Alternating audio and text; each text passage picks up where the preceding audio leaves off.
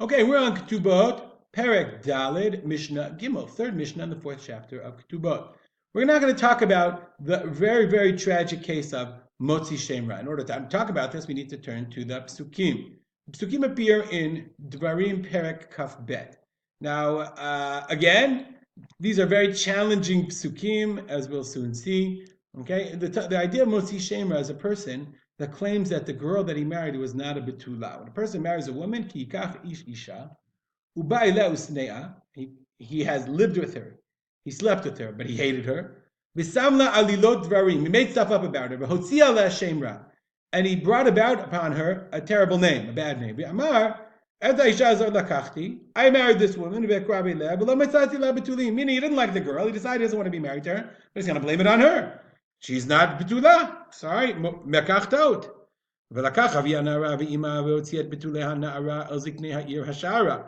they take the marital sheets from the bed and they bring it out into the city. The father says to the elders that he hates her. I'm paraphrasing. I'm not translating the whole thing. Here's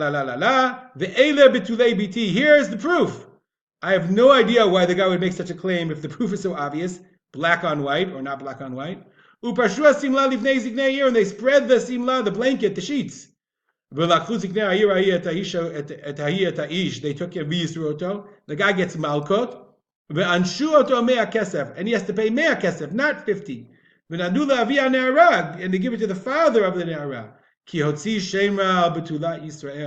He has taken, he has smeared the good name, he has brought out a bad name on a betula of Yisrael. And he can never divorce her. Okay, he has to pay 100 kesef, ton of money, and he can never divorce her. But if it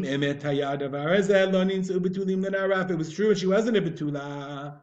Now I have to clarify, because halacha is not only if the sheets weren't stained, but rather they had testimony that after Erusin she was unfaithful. She had an infidelitist, that's not a real word, relationship. They give her skila. Skila is the worst of all, the most severe of what's machloket, but it's the worst of all capital punishment. You have skila, which is bad, stoning. Sreifa, let's move this up. Skila, sreifa is burning. We're going to learn this all in the Masechet Sanhedrin. Hereg, that's decapitation. Chenek is strangulation. Skila is the worst. Chenek is the least worst, for whatever reason. There's actually machloket between skila and sreifa, but most positions say it's skila, sreifa, chenek in those order. Anyway, so they give her skila. Ki asta nivala b'Yisrael. She did a nivala, an abomination. Lisnot beit aviha. Ubi artara mikavech. You shall burn down this. So this is the tragic case of the Motzi Shem Ra. If the husband is lying to get out of being married to her, he pays. If he's telling the truth, and not just he's telling the truth, but we have testimony, then she pays for it with her life. That's the halacha, the way it appears in the Torah. So Mishnah says the following: a giyyoret shenid gaira bita ima. A giyyoret whose daughter was mitgayeret, converted with her, meaning the daughter and the mother are not related. Vizinta, liznut means she had unfaithful relations, marital relations, sexual relationship. This is talking about the daughter. So the daughter is a giyyoret, okay, and the daughter they married off the daughter as a na'ara, and then she went and slept with somebody out of wedlock. Harezo bechenek, meaning she doesn't get skila. Remember, we learned in the normal case of Motzi Shem Ra, uskalua anshei irab. If we find out that she was unfaithful, she acted inappropriately. Here it's not beskila, it's bechenek. Why not? And ein la lo petach beit ha'av velo me'asela. They don't bring her to the petach beit ha'av. They don't have her pay. And also, if it's not true, she doesn't get the me'asela. Why is it a reason bechenek? Even if they converted her, we know she's a betula. In this case of na'ara me'orasa, it's only about Yisrael. Because it says, remember we learned in the Psukim, let's go back to the Psukim. The skila, they take her to Petach Beit Aviyah, to her father's house, and that's where they stoned her to death. Ki asta nevala b'Yisrael. And the giyyoret is not considered for our purposes, for these purposes, she's not considered, can't see that. She's not considered b'Yisrael for our purposes. And therefore, the giyyoret she doesn't get skila, all she gets is chenek, lucky her. In addition, lo me'asela, imim sa'abal shakran, if the husband is lying, she doesn't get the me'asela, because the kula parasha b'Yisrael k'tiva. Chazal learned out that this whole thing is only talking about a Yisrael. So therefore, if she's a giyyoret, she doesn't get, it's not petach beit ha'av. They don't, if she cheated, if she actually committed the act, she doesn't get stoned. It doesn't happen at the door of her father's house. And if it's not true, she doesn't get the me'asela.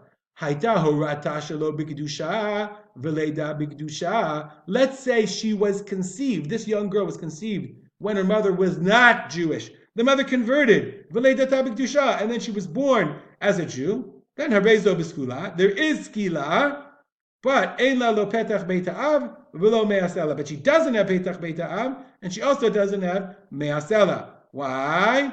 Bartanura says leidata b'kedusha, she gets skila because it says uskaluha ba'avanim v'meita. Why does it say v'meita? L'rabot horata shelo b'kedusha. That includes horata shelo b'kedusha. So we have two categories: giyyoret. We're going to say three categories. We have giyyoret.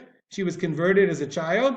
We have horata shelo b'kedusha v'leida b'kedusha. This is like pure chart, but I'm not going to make one now. Or maybe I will in a second. And we have horata and then haita horata v'leida b'kedusha. But if she was conceived after her mother converted, then she's about Israel. And if she cheated on her husband after Erizin, then they take her to her father's house and she's stoned. Whatever, she has a father, but he has no home, he's homeless. Or she has a home, but no father. She still gets skila. They'll just do in the beitin. They won't take her to Petach Beit Avia because she has no father. Lo ne'emar Petach Beit Avia ala lemitzvah. It says Petach Beit Avia because that's the way you're supposed to do it. That means the mitzvah. That's the mitzvah. That's the way you should do it. But it's not me'akev. If you can't do it that way, you would still do it nonetheless. Yeah, let's make a chart. So I never made a chart I didn't like. Let's just go over the rules. Giyyoret, meaning even under 3 years old. If she has znut, chenek, and she doesn't get, it's not in Petach Beit Avia. Why? Because it's nevala azta b'Yisrael.